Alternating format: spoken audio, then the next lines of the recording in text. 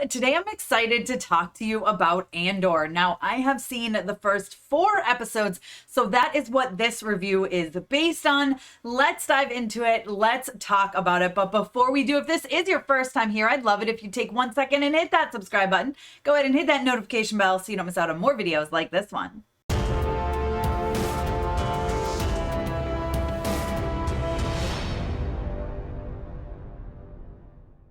Okay, guys, so I need to preface this review by saying that Rogue One is my favorite Star Wars movie of all time. Yes, I know, but it's my favorite Star Wars movie. I think it's amazing. I just love the feel of it. And well, we really do get that in Andor. This is peak Star Wars. This is so good. Just in the first 4 episodes, I was immediately all in. Now, they are dropping the first 3 this Wednesday. They're all together, and it makes sense that they drop those 3 together. They really do play out like a movie, back to back to back. I highly recommend watching them together if you can, if you have the time. Don't separate them. Just watch.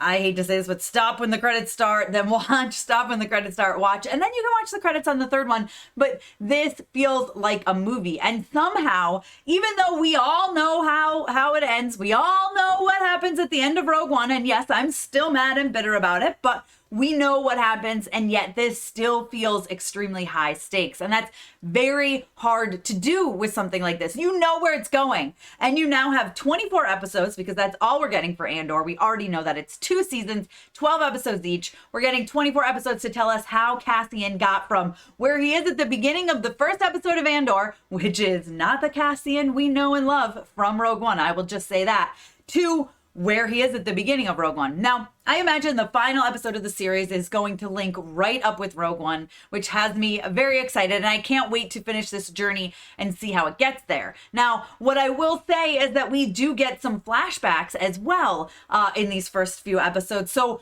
we learn about Cassian when he was little. Like, I mean, I don't know. He was probably like 10, 11, 12. It's hard to tell by looking at a kid, but he was younger, okay? And so we get to see him go from that in flashbacks that aren't super annoying or jarring, because let's be honest, sometimes flashbacks like will take you out of the story and you're like, oh, come on. But they're done really well. They're quick enough. They get to the point and then they move right back to the present, which is very much appreciated. So that tells a little bit of a story of how Cassian even got to where he is in Andor, right? So there's a lot going on here. Not to mention we have a brand new droid that is so easy to fall in love with. I think he's like B2EMO.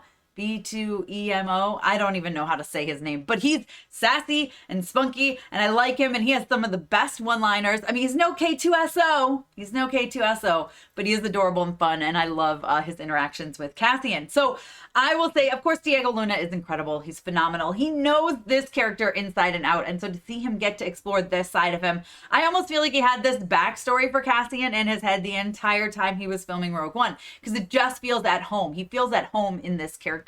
And he's so good. But there's also a fair amount of action here too. There's, like I said, some choices that I don't think Cassian in Rogue One ever would have made. So it's interesting to see that. And then you've got some incredible chase scenes, fight scenes. There's explosions and in the first 3 episodes. And then when we finally get to, like I said, those 3 really play out like a movie. So when we finally get to the end of that, episode 4 feels, I don't want to say completely different, because it's not completely different, but it's like, okay, here we are. We're propelling ourselves forward on this journey, on this path. This is Cassian's path to becoming the rebel hero that we know him as. So you get those first 3, it's kind of like a setup to the entire series. You're introduced to Cassian, you're introduced to several other characters. Bix, who I'm like, kind of love the relationship between Cassian and Bix. If you love a bad guy, a villain, we do have Deputy Inspector Karn, who is played by Kyle Soller.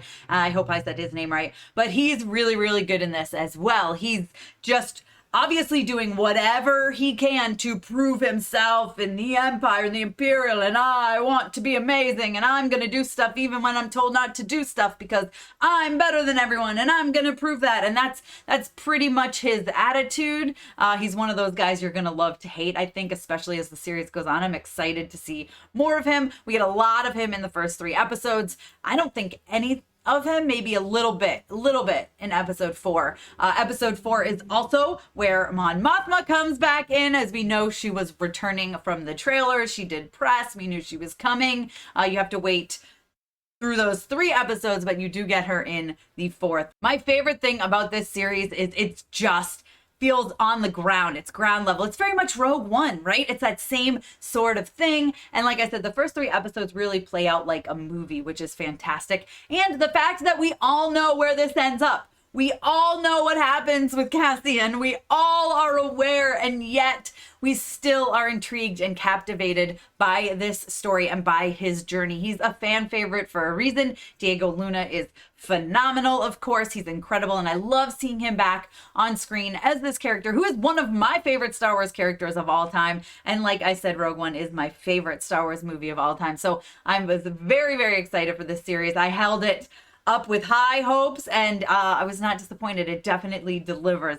This is peak Star Wars. This is so good. There's incredible visuals. There's tons of action. There's a droid to fall in love with, and this feels extremely high stakes, which is very hard to do when you already know how it is going to end up. You guys let me know if you're excited for Andor down below in the comments. Be sure to give me a thumbs up, and don't forget to subscribe. Hit that notification bell so you don't miss out on more videos like this one. Now, if by the time you got to this review, you've already seen Andor, let me know what you thought about those first 3 episodes. Did they deliver for you? Are you obsessed with the new droid like I am? And was it so amazing to see Diego back on screen as Cassian? That answer is yes. And if any of you say no, I can't be friends with you. Be sure to check me out on Twitter, Instagram, and TikTok. I'm MamasGeeky over there, MamasGeeky. Thanks for taking the time to watch this, guys. I'll see you next time. Thank you so much to all my monetary supporters, my members, and my Patreons. Love you guys.